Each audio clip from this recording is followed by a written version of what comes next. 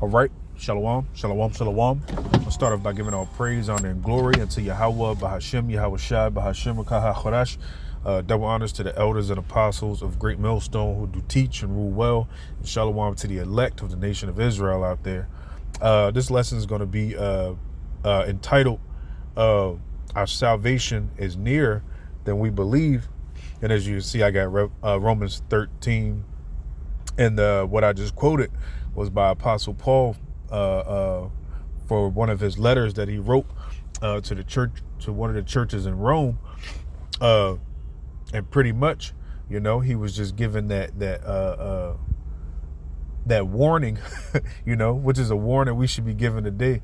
You know, you got certain guys out there that would, you know, I don't think he really believes it. As a lot of apostles said it, and even when I heard him say it, you know, I heard it before. A lot of brothers had hopped on it, and I was like, you know, because I was like, he don't mean that in the sense of the way he's saying it, but a lot of words. This is where you got to be very particular, and 100% accurate when it comes to teaching this wisdom, knowledge, and understanding that Yahweh Shemi Yahushua has given us, because certain words that you say can be misleading.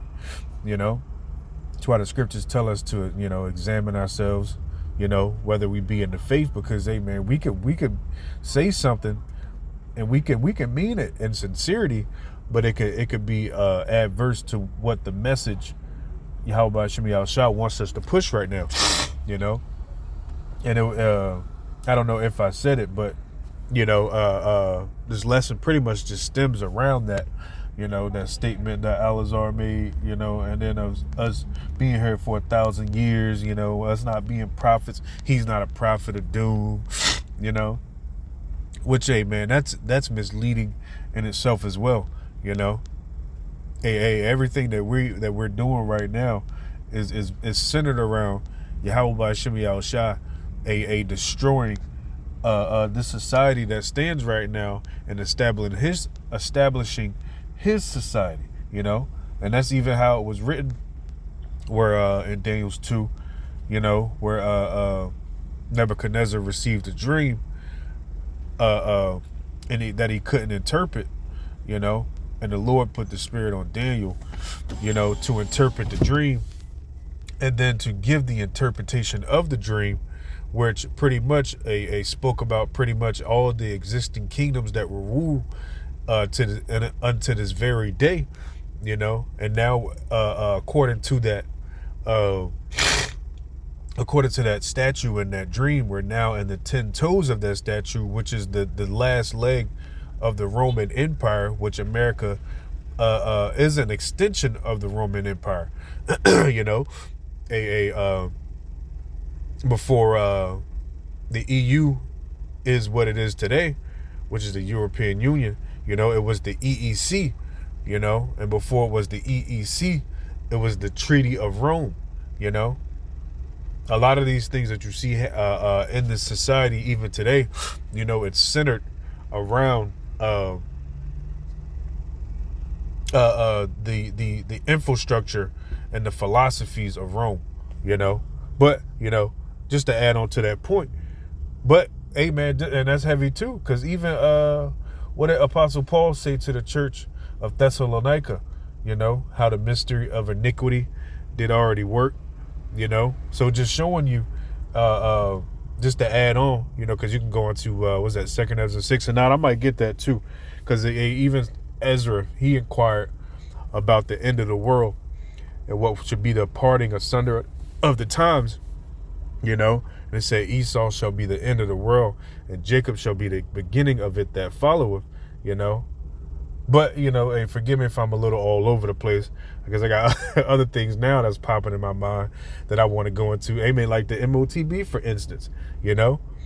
Hey, when you see the MOTB establishing the world, like the apostles and elders has been saying, you know, you're not going to have it to where the MOTB, which is the mark of the beast, is implemented in the world.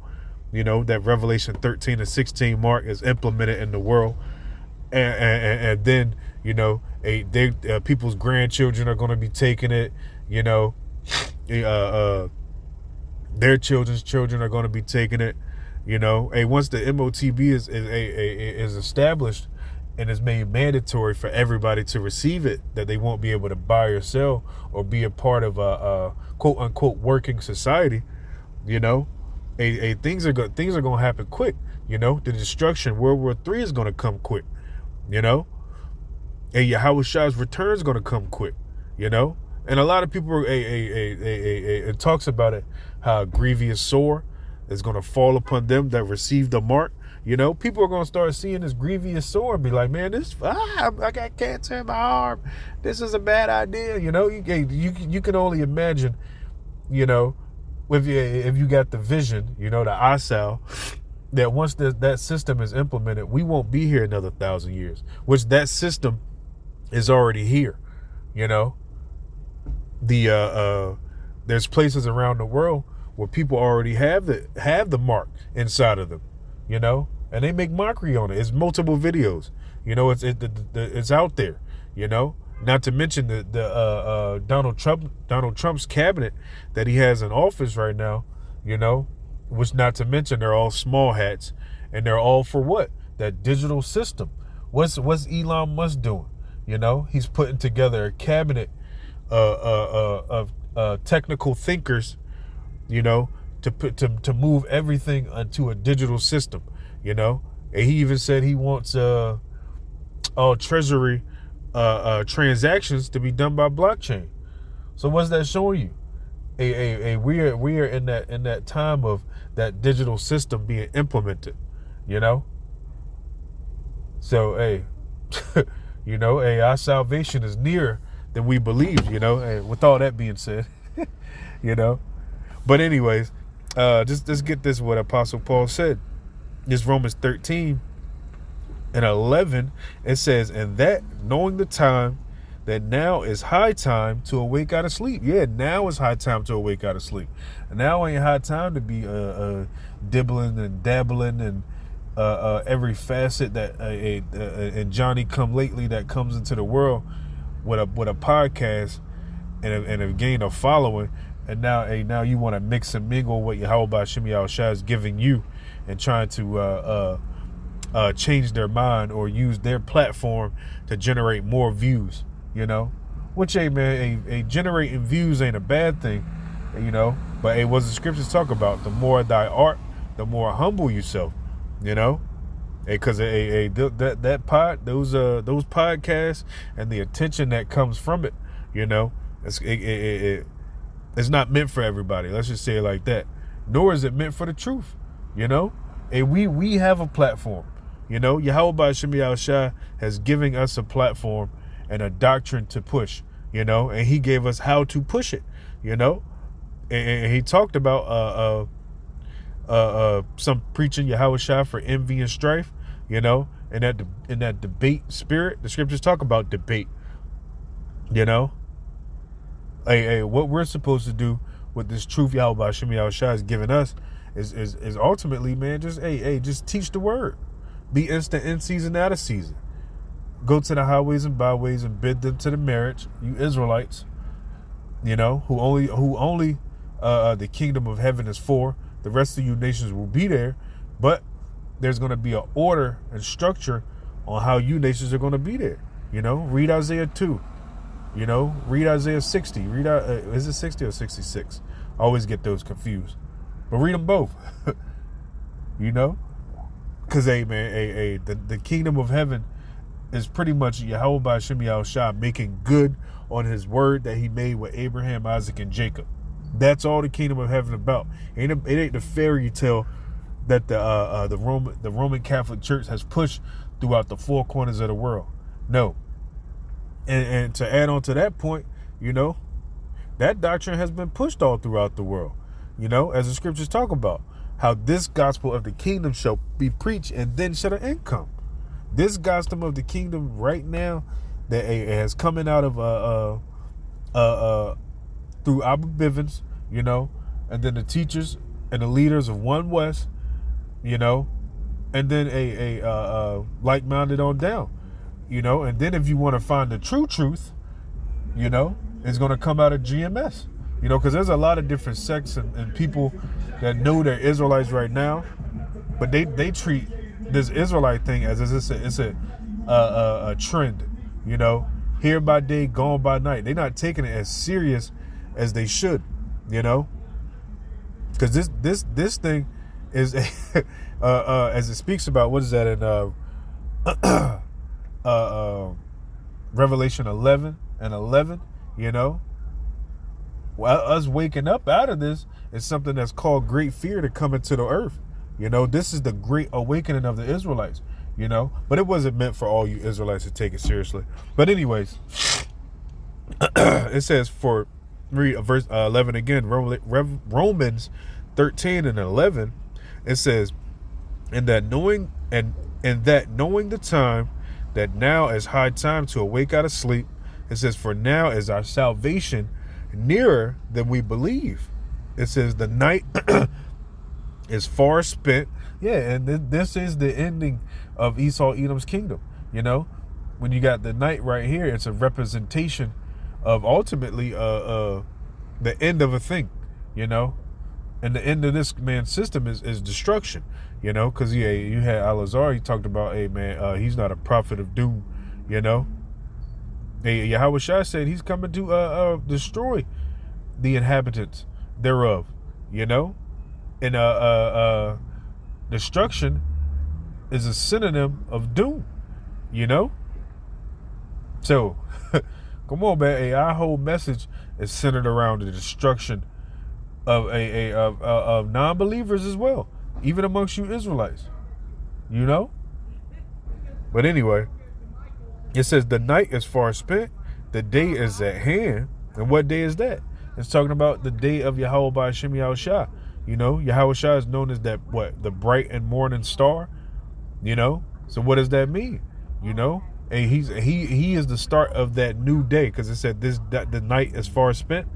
You know, and that bright and morning star also goes into the wisdom, knowledge, and understanding that was given unto him by Yahweh by Hashem by Yahweh. You know, and it was given unto the only begotten Son, Yahweh Shai. You know, because hey man, all things were given unto the only begotten Son. You know, that's why, amen, he'll say that too. You know, now man, we ain't to be worshiping Yahweh Shai.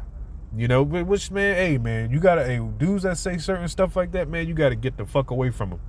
You know, because hey, King David, he even gave that warning, man. Kiss the Son lest he be angry. You know, hey, even Yahweh Shai said, he made that parable. What'd he say? Those who will not serve me, bring them hither and slay before me. You know, you people have it's a lot of people out there who haven't eaten the whole roll. You know, they cherry pick certain things that are comfortable to them, and they build a doctrine around that. You know, not the entirety that comes with eating a roll. You know, because it was it talk about, it's gonna be sweet in your mouth but bitter in their belly. You know, they want to stay away from some of the bitter things that comes along with knowing you're an Israelite. You know, but hey, like we said, it ain't meant for everybody. I hope this sound's working on this too. Anyway, I'll check it after. If not, you know. Let's see. It says, "Let us therefore cast off the works of darkness." And what is some of the works of darkness? You know, being friends with this world. You know, being friends with this world will get you jacked up in the times to come. You know, the scriptures tell us that how this world is enmity with the Heavenly Father. Man, they are counter opposites. You know, because right now, the earth is given unto the hands of the wicked. You know, that's who is ruling right now. You know, but he didn't consider his latter end. You know, that he would be this last dominion. He will be given the last dominion before Yahweh Shai's return. You know, he didn't consider all of these things. You know, it says, "Let us walk honestly as in the day." Yeah, as in the day. You know, when things are it's a metaphor, so to speak, you know, where it's pretty much just, hey, let's just keep our conduct right now before the face of Yahweh B'Shem Yahushua. It says not in chamber. It says not in rioting, and this really didn't have nothing to do with the point of the lesson, but I figured I'd bring it out because this is what you witness happen, you know, amongst a lot of these Israelite leaders. It says, "Let us walk honestly as in the day." Yep. It says, "Not in rioting and drunkenness, not in chambering, and wantonness," meaning undisciplined. You know, because you witness that, man. A lot of dudes, they'll come up and they'll learn under their teachers, you know, and then they'll think, oh man, I've learned everything I need to learn from my teachers. Let me go do my own thing now. You know, which is out of order, you know, because if a man's continuing on in the work of Yahweh B'Shem Yahushua, hey, you should do everything you can to stay under that guy, you know, especially if he's in sincerity, you know, because if you don't, then that means you got some undisciplined ways about you, and that's kind of what these Israelites are, because they was the scriptures talk about how they're children left unto themselves, being unwillful, you know. Come on, man.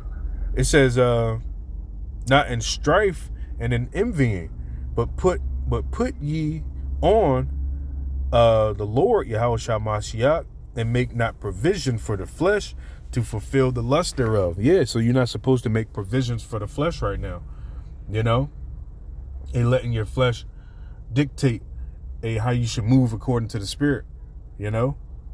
And I had other scriptures too, but, you know, I feel like the point's been made. You know, I'm going to leave it there by giving all praise, honor, and glory unto Yahweh B'Shem Yahushua B'Shem HaKahachodash. Hey, once again, double honors to the elders and apostles of Great Millstone, and shalom to the elect.